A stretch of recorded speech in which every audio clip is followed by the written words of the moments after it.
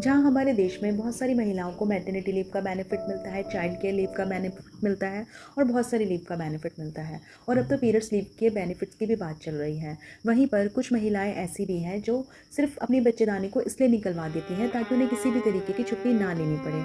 इसलिए इन महिलाओं को वुमलेस वुमेन कहा जाता है। दोस्तों, ये कोई कहानी नहीं बल्कि महाराष्ट्र के बीड जिले की एक कड़वी सच्चाई है, जहाँ पर बहुत सारी महिलाएं सिर्फ इसलिए अपने बच्चेदानी को निकलवा देती हैं ताकि उन्हें काम से किसी भी तरीके की छुट्टी ना लेनी पड़े। इसीलिए इस गांव को बिना बच्चेदानी वाला गांव कहा जाता है।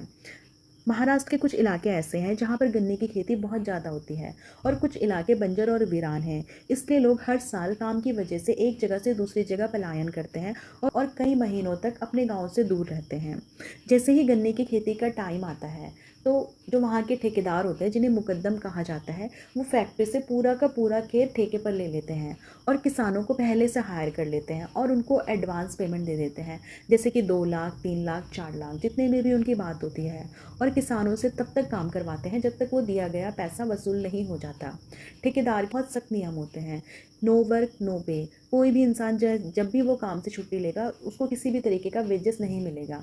और गन्ने की खेती में लोग अक्सर जोड़ी में काम करते हैं, जिन्हें कोयता कहा जाता है, यानी हस्बैंड और वाइफ को एक ही यूनिट माना जाता है।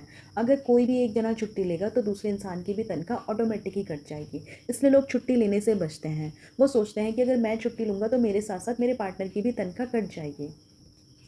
क्योंकि लोग माइग्रेट कर कर एक जगह से दूसरी जगह जाते हैं तो वो कई महीनों तक वहीं खेतों के आसपास ही रहते हैं, जहाँ पर ना तो उनको प्रॉपर रहने की व्यवस्था मिलती है, ना सोने की अच्छी जगह मिलती है, ना साफ़ पानी मिलता है और ना साफ़ टॉयलेट मिलते हैं। तो इसी तरह दोनों हस्बैंड वाइफ को कई दिक्कतों का सामना करना पड़ता है। और फीमेल्स तो प्रेगनेंसी में भी काम करती हैं, इसलिए उनको कई तरीके की दिक्कत होती है, जैसे बाथरूम के रास्ते में इन्फेक्शन होना, प्रसव के बाद बहुत सारी शिकायतों का होना। तो जब वो डॉक्टर के पास जाते हैं छोटी छोटी शिकायतों को लेकर, तो डॉक्टर्स क्या करते हैं, अपने टारगेट को कंप्लीट करने के लिए ज़्यादातर महिलाओं को बच्चेदानी निकलवाने की सलाह देते हैं और उनको बोलते हैं अगर आप बच्चेदानी नहीं निकलवाएंगे तो आपको कई तरह की दिक्कतें बार बार होती रहेंगी। इसलिए फीमेल्स क्या करती हैं, अपने बच्चेदानी को निकलवा देती हैं। और बहुत सारी महिलाएं तो इसलिए भी अपने बच्चेदानी को निकलवा देती हैं क्योंकि कम उम्र में शादी हो जाती है।